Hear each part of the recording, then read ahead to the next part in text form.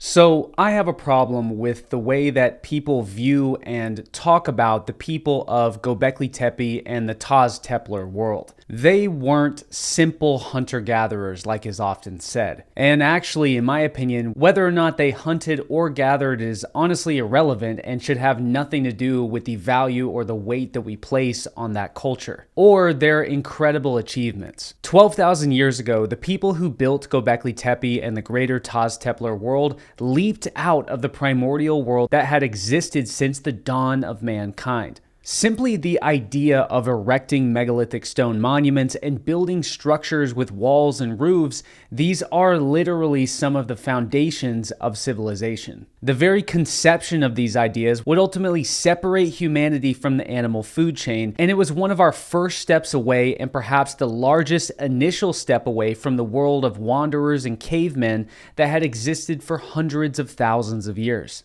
And this is why referring to them as just hunter-gatherers, while it may be technically accurate, seems to be a complete disservice and oversimplification to this amazing ancient culture, as well as the monumentality of the world that they created and emerged out of. We don't call the Egyptians isolated farmers or refer to the Greeks as deep-thinking goat herders. Those terms would obviously be egregious oversimplifications of civilizations whom we've always had so much respect and admiration for. What I'm getting at is, we've learned so much about the people of Gobekli Tepe and the Tas Tepeler world in just the last decade. It might be time that we start referring to them as Tas Tepeler or the Tas Tepeler people. And I think that when we give these people their own names and start referring to them as such, they will really begin to form an identity, not only in the way that they're studied archaeologically, but just as importantly, how most people perceive the Tas Tepeler people. Right now, most people have only heard the words hunter-gatherer associated with Gobekli Tepe. But when a phrase like Tas Tepeler becomes more commonly used, it allows significantly more nuance and intrigue rather than having this ancient culture trapped underneath an oversimplified umbrella term. But again, that's just my opinion. So in today's video, I have a conversation with a friend of mine, Kayleigh, from the channel History with Kayleigh. She's pretty extensively traveled throughout the Tas Tepeler world and has dedicated quite a lot of time to understanding it. The heart of my conversation was to begin somewhat at least scratching at the surface of who the Tas Tepeler people and the people that built Gobekli Tepe really were. What lies at the heart of the ancient culture that built this amazing world? That deeper understanding of their world that the term hunter-gatherer just doesn't satisfy. And we'll get right to it after a word from today's sponsor. You know, there's always times in life where you need cash now, but payday is still a week or so away. And rather than dip into your pocket right now, it'd be much better to use next week's paycheck now. And when I've been in those situations in my life, I wish I'd had a solution like today's sponsor. Klover is an app that lets you access your own earned wages early, up to $400. Without any of the nightmares that come with payday loans. No interest, no credit cards, no late fees, ever. And the best part is there's no monthly fee like some other apps. You can wait a couple of days for free or pay a small fee if you need it instantly. It's a straightforward process that's actually fair. So if you're short on cash, access up to $400 with no credit checks or late fees. Click the link in the description or on screen to check out Klover for more. Klover can give you peace of mind knowing that you've got help when things get tight. If you've ever been in that tight spot before or you'd like to avoid being in it in the future, definitely check out Klover linked below. Thank you to Klover for sponsoring this video. Now, back to the show. So what I want to get at today is really the heart of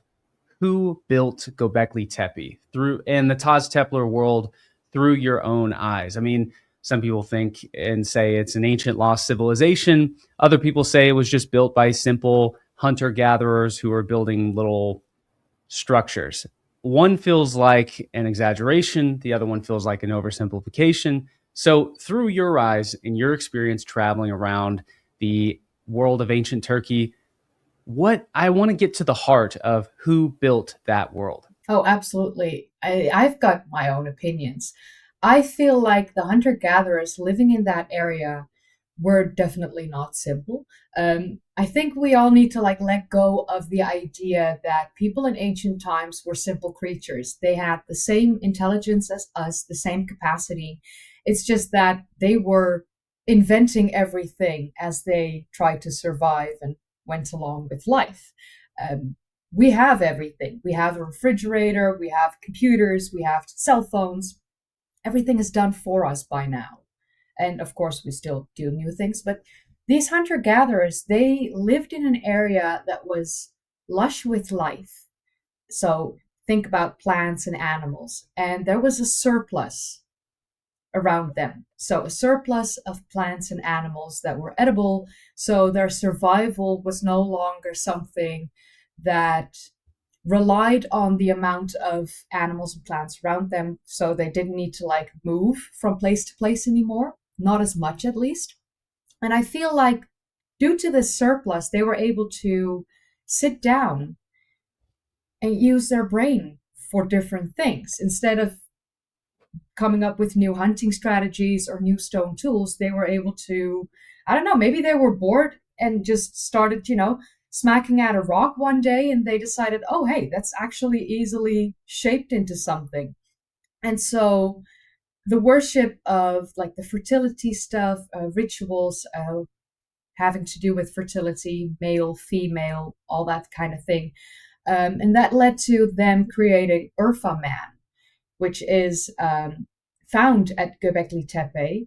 It's about 11,000 years old. This is one of the oldest depictions of a human, and it's probably worshipped by them. It's beautiful. It's got like stones laid into the eyes. Like I've seen the real thing in the museum. It's incredible. It's tall. Definitely something you worship.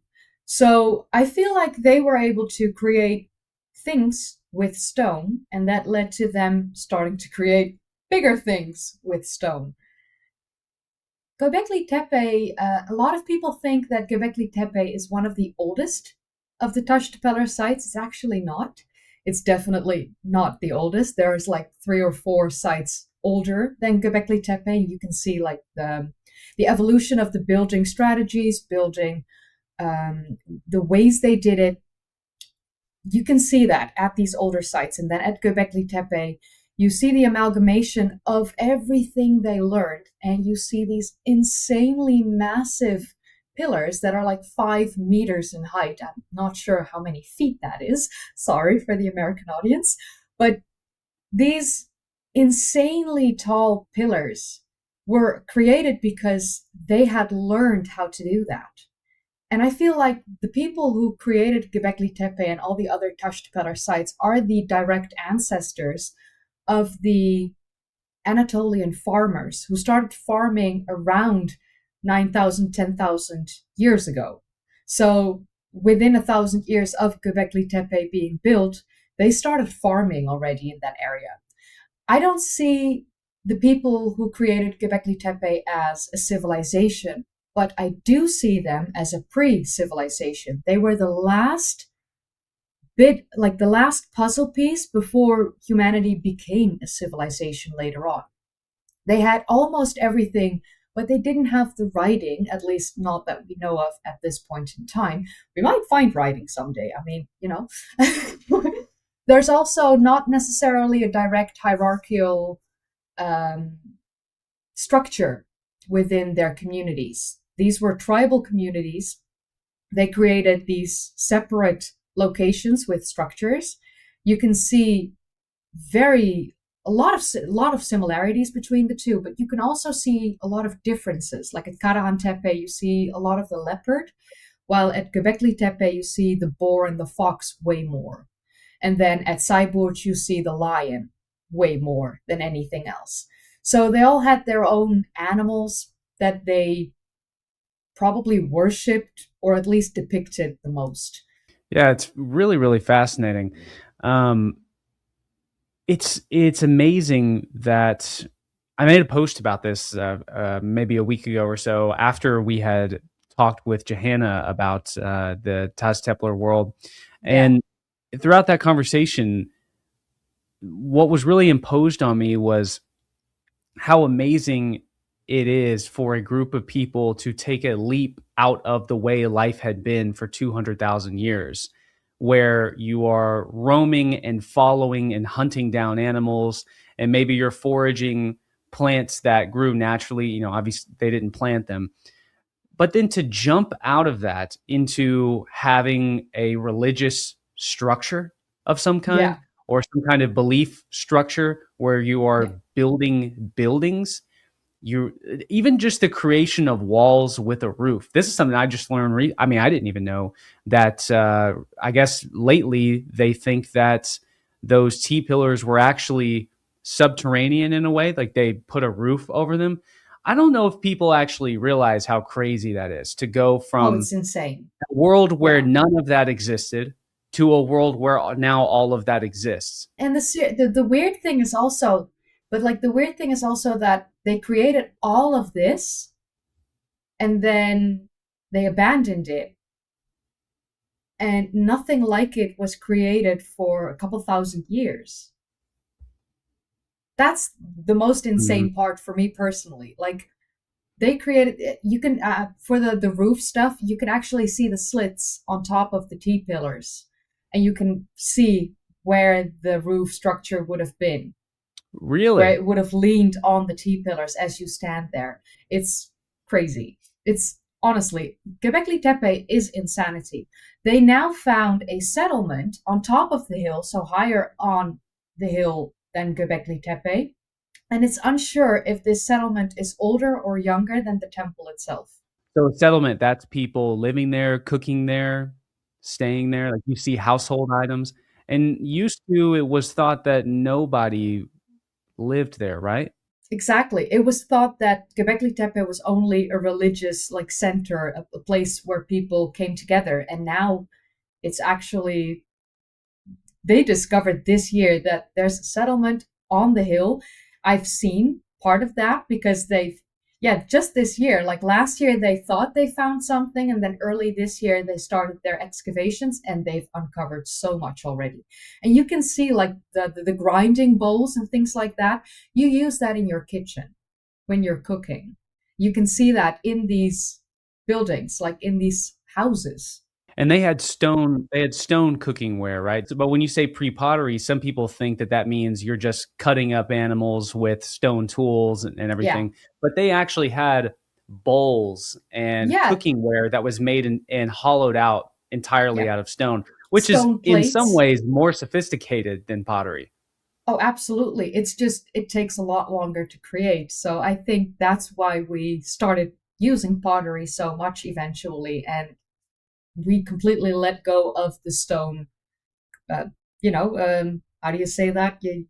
Your plates and your cups and everything, they stopped using stone for that because it takes a lot longer to create that, even from, well, limestone isn't really something that you can fully use for that because limestone is soluble. So you can't make it wet and keep going. Like you can use it maybe once or twice, and then after that, it's done. So they probably used basalt and granite the most for like their plates and cups and things like that. And those aren't easy to cut. Exactly. Yeah. Well, Yeah. it's amazing. I mean, that's why when you kind of paint these people with a brush of pre-pottery, Neolithic, primitive hunter-gatherers, or simple hunter-gatherers, I'm sorry. It's kind of like, well, you're ignoring the fact that actually they did have cooking wares, but it's all made out of basalt and granite instead, Yeah. and which is not unsophisticated. So the No. intelligence to create civilization and a lot of the core tenets of civilization are all present there. And I think people are overlooking this. So I just find this really really fascinating.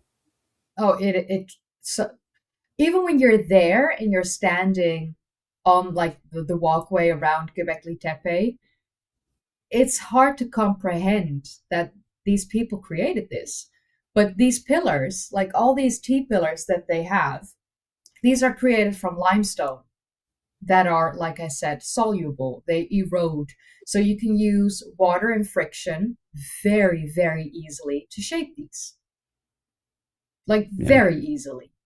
And a lot of them by now have eroded so badly. So, like this one, the straight top, it's eroded. It's probably, it used to be a bit taller, used to be a bit thicker, honestly. Let's be honest. Like things like that. Caves, all the caves in the world, almost all the caves in the entire world are karst caves, soluble limestone caves. It's limestone is the easiest of stone to manipulate in the shape that you want it to be. So for them to be able to figure that out, it's not that difficult. If they had the time to mess around with limestone, they were able to do that. Even the bedrock, if it's limestone bedrock, fairly easily shaped. Right. They cut the T-pillars out of the bedrock and then placed them upright at Göbekli Tepe and all these other sites. At Karahan Tepe, on top of the hill behind the site, you can't always get there because security doesn't always allow you to. I've sneakily been there twice. I mean, sorry.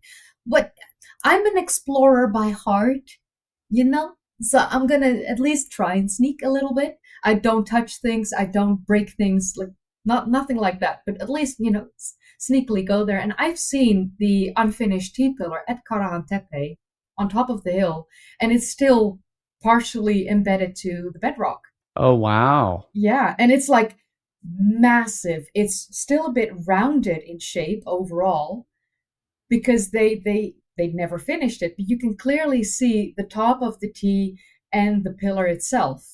Were there roofs put over all of the chambers with T-pillars as far as they think throughout various sites? I'm not sure. I don't necessarily think all of the structures would have had a roof. If we don't see those slits, yeah, I feel like if we don't see the slits on top of the pillar, then I don't think that room had a roof. I think some of them would have been open air for sure. Especially at like Karahan Tepe, you have two massive rooms. I don't see how they could have ever built a roof on that. But the smaller ones probably, yeah. That is fascinating. So maybe it seems like let's isolate Gobekli Tepe. Up further up on the hill, it seems like there may have been a settlement there at some point. I don't know if they have evidence of agriculture right there in that immediate area. I don't think so. No, not yet. At So least we haven't found it yet. yeah, so they're making a settlement at the top of the hill, and then for who knows really what reason, they start erecting the T pillars.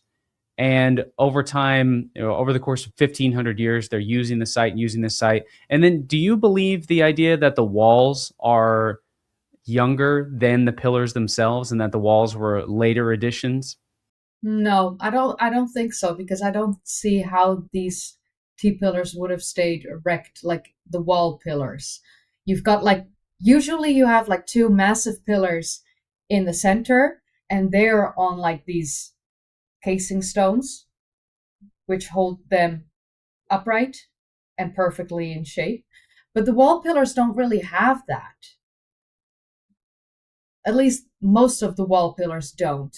And so those wall pillars are really like embedded into the wall, like the wall's built fully around it to like support those pillars because those were the pillars that would have had all the weight of the roof on top of them. So I feel like they needed that support. Otherwise, it would have just crumbled and would have been a waste of time. So when they erect those pillars at Göbekli Tepe, the purpose of doing that from the very beginning, let's say, or during the original builders' lifetimes, the purpose was to encase it and almost make it like a subterranean chamber, which is very interesting. Are there any, when we see something like that in the Americas, we see it as a way for them to try to recreate the underworld or recreate a cave, if that makes sense. Are there any caves in this area that we know that the PPN people, and for anybody listening, PPN is pre-pottery Neolithic people. That's just the scientific kind of classification for the Tas Tepeler people, or at least a lot of them. Do we know that they were poking around in caves in that area of Turkey?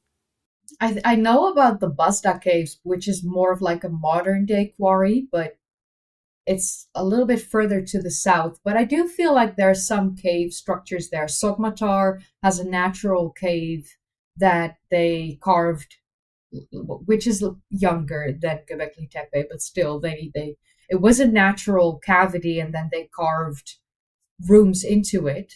So definitely some evidence of that. But it's like the pyramid. The pyramid is actually the representation of a mountain, because mountains were the places of worship for the gods and things like that. So they started building ziggurats and pyramids, which is like more of the shape of a mountain. I feel like Göbekli Tepe might, yeah, it definitely might be reminiscing of caves. Yeah, See, definitely. a room, the concept of a room itself seems like an extension of a cave. You know, I would, I have traveled far away from where I grew up in these comfortable caves, and there are no caves. So I should create one for myself. Yeah. Yeah, Right? in a way, the shelters that we created, like we created shelters from mammoth bones about, well, the Neanderthals did it first around, I think, 40,000 years ago, and then we Homo sapiens started doing it around 25,000 years ago ish, Wow. in like the Ukraine, Russia, Siberia area. But at least like we started using these mammoth bones to create these massive shelters, probably because there were no natural shelters in that area. It was a tundra landscape. So what do? You create your own cave. Yeah, I definitely see that. Yeah. And like I said, these mammoth shelters date back to, well, the Homo sapiens mammoth shelters at least date back to 25,000 years ago. So it's not too far fetched to think that using limestone in the area of Göbekli Tepe and the Tas Tepeler sites, where limestone was readily available and quite easily shaped, it's not too far fetched to think that they would have done something similar. Yeah. So one of the things that I have always thought, and really this was impressed upon me in our mutual fascination with Hatshepsut in Egypt, is even when you go and look at her body, you're looking at her body, you can't really make much out about who that person was. You got to look at the art. That's why the art is so significant. You go to her temple, you see everything that she built, whether it's her actual temple, or you poke around at Karnak and see some of the things that she erected, or I'm sorry, her obelisk. But at the in the Tas Tepler world, what are your thoughts on, well, and maybe you could break down for us some of the different art styles that you've seen, because from what I know, I mean, there's there's all these stone monuments, and more than people realize, like the statue of the Urfa man. But you've got the T pillars, you've got statues, you even have animal statues, you have animals depicted on the stele, or the T pillars. Break down these things. What do you think these mean? Why are they depicting animals? Why are they depicting men holding themselves? Why do they have statues that are removed from the T pillars of, I think there's the hog statue or the wild boar statue. That one is really amazing. Um, what do you think that these things mean to these people? I think they're like a metaphor, mostly. So we are part of the animal kingdom, we humans. Often people forget that, but we are part of the animal kingdom, which means that all of us have some animalistic vibe to us. We all have like our inner animal. For some it's a wolf, for other it's a fox. Like someone who's very cunning would have been more like a fox. Someone who's brazen would have been like a bull. Things like that. I feel like at Göbekli Tepe and all these Tas Tepeler sites, the animals are representations of the animal within us. So the boar, I'm not necessarily sure what the boar would be for, but I don't want to encounter a boar when I'm walking in nature, because they're scary creatures. So probably, one of the people high up in their community, maybe their male leader, would have been so strong and maybe even aggressive in a way that he would be represented by the boar. It's very possible. I feel like these animals are a representation of the animal within us and our connection to the animals, um, possibly through um, stargazing and like solar worship, because we look at the stars and we see these animals. I honestly, okay, this is going to be very, very honest. Like, don't tell anyone. Everyone can listen, but still, don't tell anyone. I don't see animals when I'm looking at stars. Never done that. Never been my thing. I look at stars and it's like, yeah, it's stars. I see Orion. Do I see a belt and a sword? No. Do I see a man? No. I just see the three stars and I just know that's Orion. But besides that, my mind is blank when it comes to stars. But, in ancient Greece, they were able to like create animals from constellations. And, I'm a Scorpio, apparently. I was born in November. Do I see the Scorpio in the night sky? Absolutely not. I have no clue where to look for it. Like, absolutely no clue. I also don't have enough time to do a lot of stargazing, but still, it's possible that, these people back in the Tas Tepeler sites did stare at the stars a lot, and they were able to see way more stars than we do because, they didn't have the light pollution that we currently do. So it's very possible that they looked at a bunch of stars and they were like, that's a fox. And then that was their favorite constellation and they put that on a T-pillar. Sometimes it's a simple answer, sometimes it's not. It's probably a combination of all of these things, like animal worship, but also representing the animal within us and their solar gazing, stargazing abilities combined, I think. And these people spent significantly more, because sometimes we think about, oh, really, they're trying to represent a wild animal. Well, that is our 21st century brain who spends most of our time thinking about our jobs or what TV show we're watching or what sport we're watching or whatever. We just totally look over wildlife these days. Back And then, people that get was addicted to things. Like I get addicted to fantasy books. right. It's Yeah. a bad thing. Like, and I start collecting them. I start collecting bugs in amber. I start collecting stone tools. I get addicted to things, and then I need to have more. Of course, these people back in the Tas Tepeler sites also got addicted to things. Probably addicted to that one constellation or things like that. Or that animal. I'm fond of cats. I've always had cats. Of course, I own cats. I'm addicted to cats. If you were to represent me as an animal, it would definitely be a cat because I would love to sleep 20 hours a day, but that's beside the point.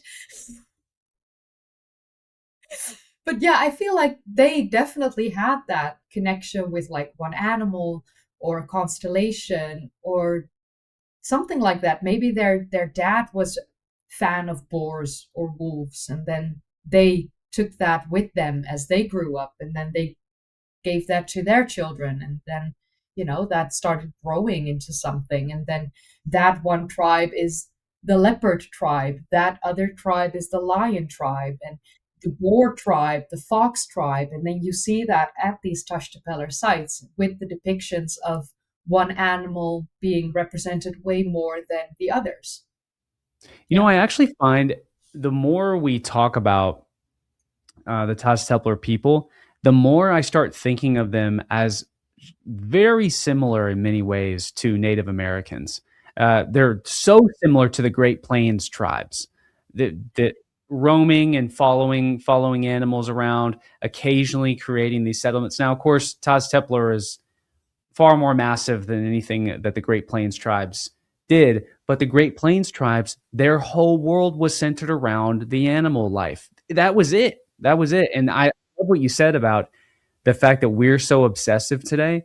Well, they're that in the grand scheme of the 200,000 to 200 or 300 something thousand years that the modern Homo sapien has been around, I guarantee we have been just as obsessive as we are today. Absolutely. Um, Absolutely. and it's just yesterday in comparison to the time that we've been around. So we're even more similar to those people some 10, 11,000 years ago. I think that if the Great Plains Native Americans were able to like continue their personal evolutions without, people from outside coming in and just ruining everything, let's be honest. But if they had that opportunity, they probably would have created more structures, bigger structures, because that animal worship would have become more and more important to them.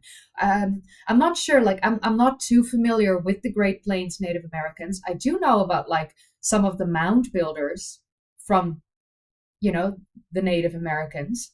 Um, I feel like, I'm not sure, they're not the same, right? They're separate No, so tribes, I think. you've got the Great Plains that runs right down the center of the U.S., and then to the east of that, you hit the woodlands, and it's just woods from there all the way out to the Atlantic coast, and in there is where the mound builders would make these huge clearings, and then they would make these earthen mounds.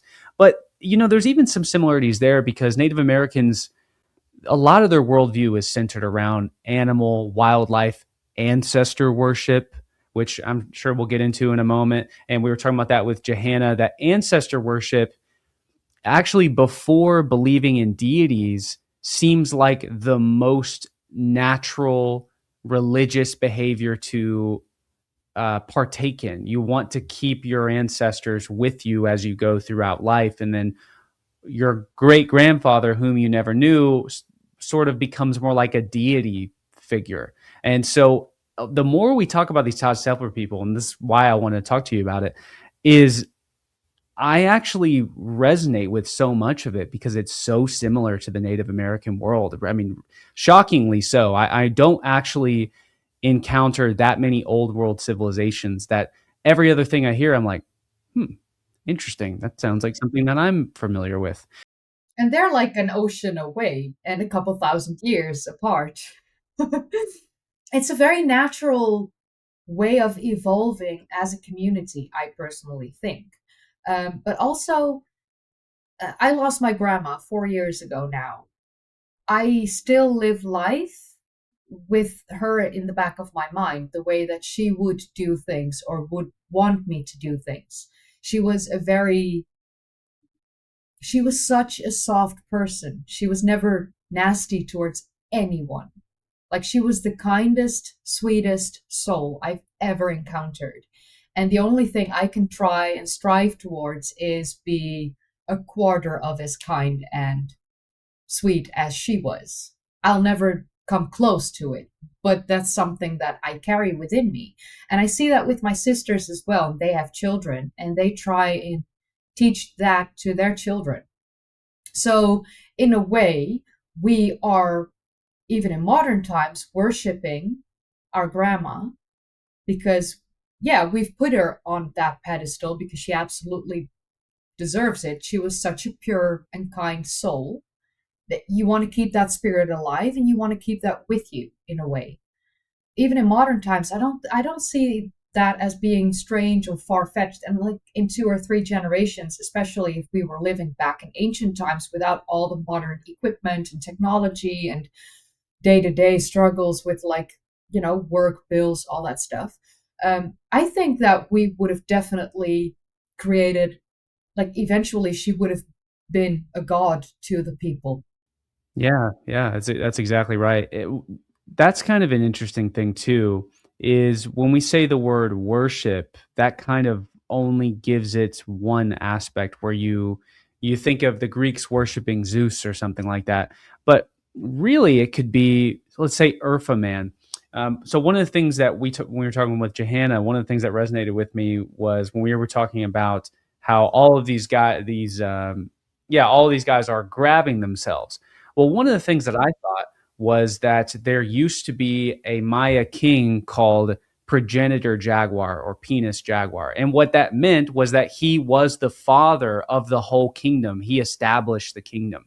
And so what I've always thought that these statues could be is this was the dude who all of these people come from. And it was a way to remember him. And so that symbol of him grabbing himself is, and everyone who stands beneath him, those are all of his children. He's the reason that they're all there. Yeah, the And father of the tribe, so to speak. exactly, Yeah. exactly. And And I perhaps rather than worshiping, of course, maybe many generations later, it does evolve into worship. But a couple generations later, it could be, all right, everybody gather around. We're going to talk about such and such, almost like philosophy, right?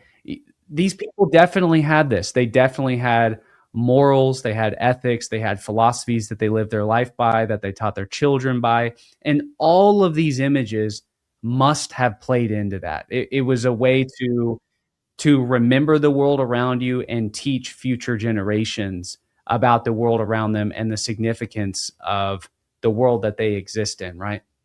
Yeah, I think we do it with Steve Irwin. We all do it globally right now. He passed away very suddenly, but he was such a good man, and he had such an amazing message and a great way of like conveying that message to everyone. And everyone is trying to keep his spirit alive. And currently, we're just talking about him as, you know, he used to live, and we all like most of us remember him being alive. But at the same time, he now has a grandchild that never knew him, but will grow up with the legacy of my grandfather was Steve Irwin. And I don't think Steve Irwin is going to be someone the world will easily forget. I think in about 100 years, people will still talk about Steve Irwin. So, in a way, we are deifying someone like that, even in modern times. At least that's my personal opinion. Like, I'm angry at the stingray, but at the same time, I can't be angry at the stingray because he would have forgiven the stingray and he wouldn't want me to be angry at the stingray. So, like, okay, That's it right. sucks what He's he like a did, but Yeah, he's a cultural figure that we hold up as not necessarily a god. We don't worship him, but he's more than just a man. yeah, it's a Yeah, legacy at this point already. yeah, Yeah. it's fascinating.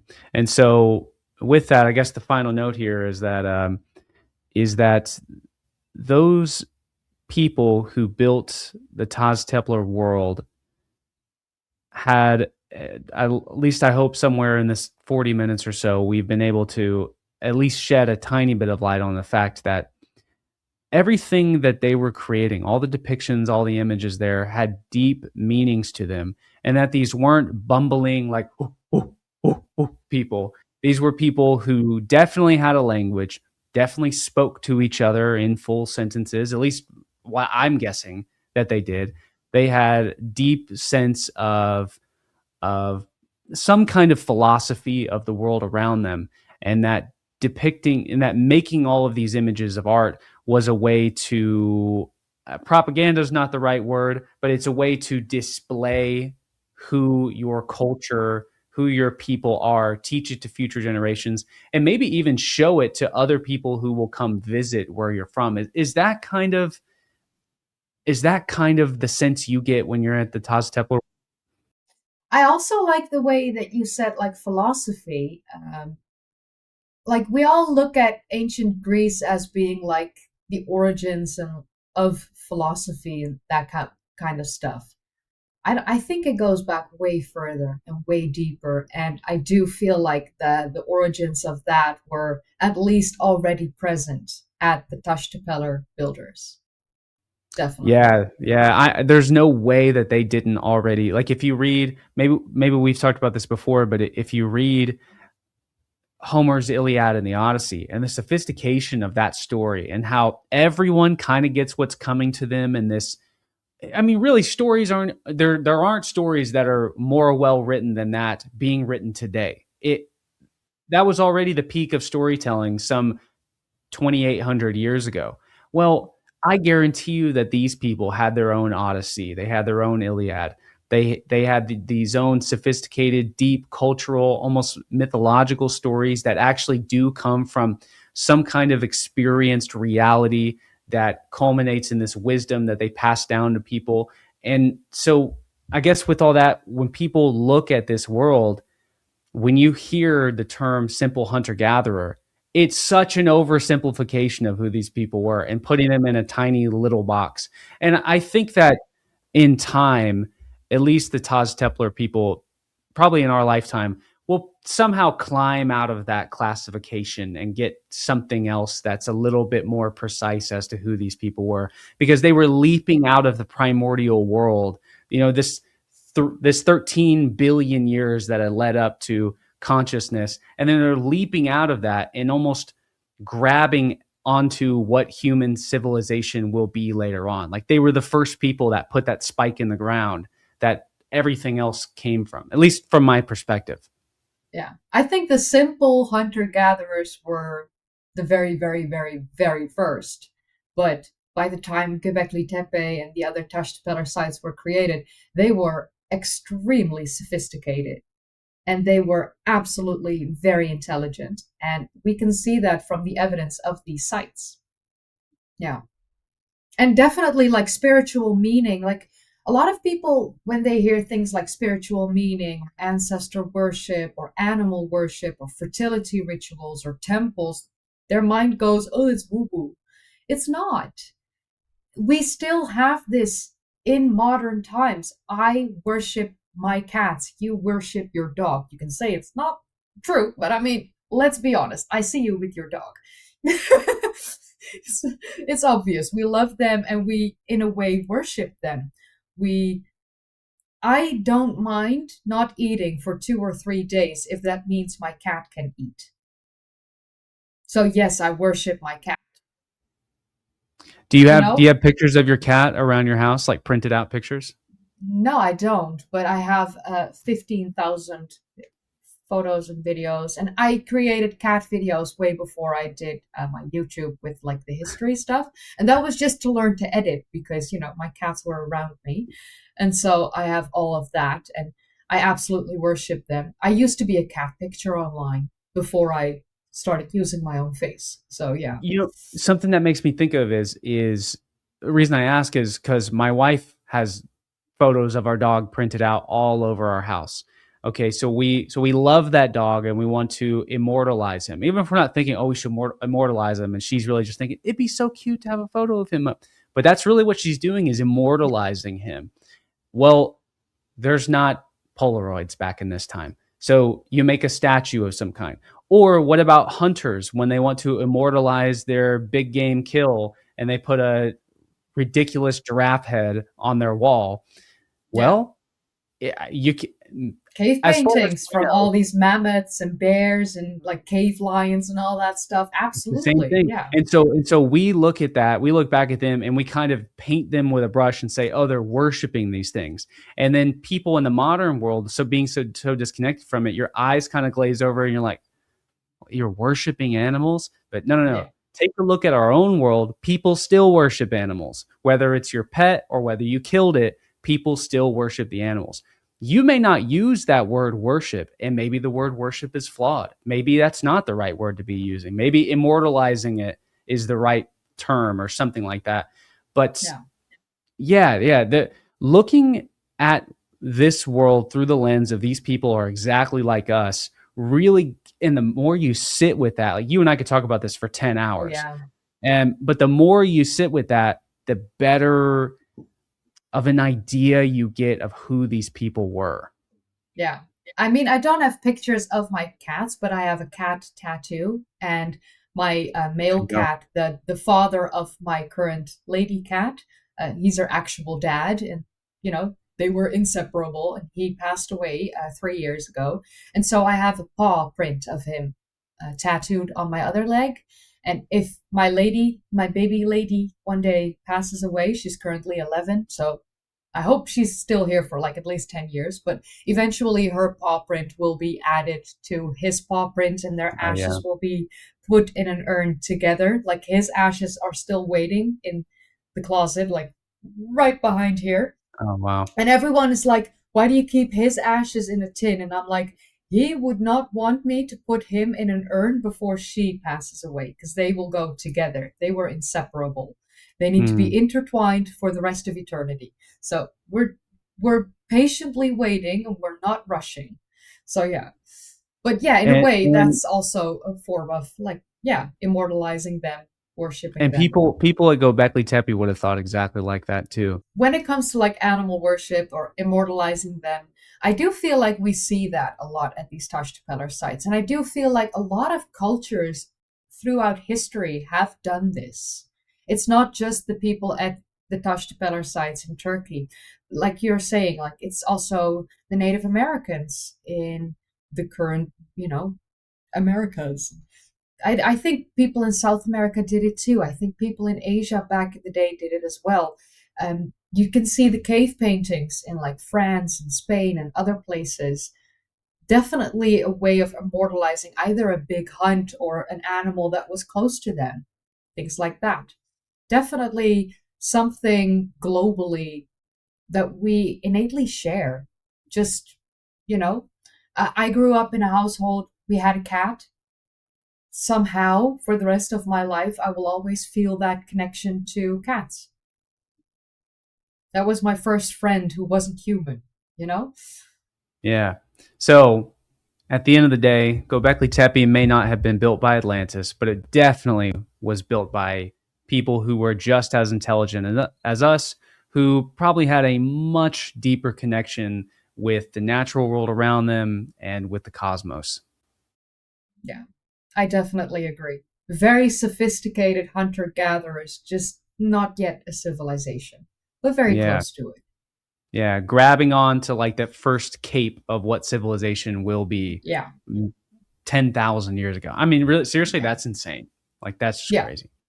So, well, Kayleigh, we're definitely going to do this again. We have another episode coming out for everybody watching this. It was recorded first, it'll come out later on a shared interest that both Kayleigh and I have. But definitely going to have to do this again. You're going to yeah. be my resident expert on the Tas Tepeler world for sure. Love that. And So, maybe, who knows, in 2027, we'll tour together. oh, I think that sounds like a great idea. I definitely need to get out to the Tas Tepeler world. That's for sure. You do. Yeah. You have to see it with your own eyes. And I mean, we just drive to like Sefer Tepe or Cyborg and things like that. It's not necessarily open to the public, but we just drive there and then Ramazan, our guy, just talks with the archaeologists. They just let us in and it's like, I look around. We get a small tour of like the site, the new discoveries they made. It's incredible.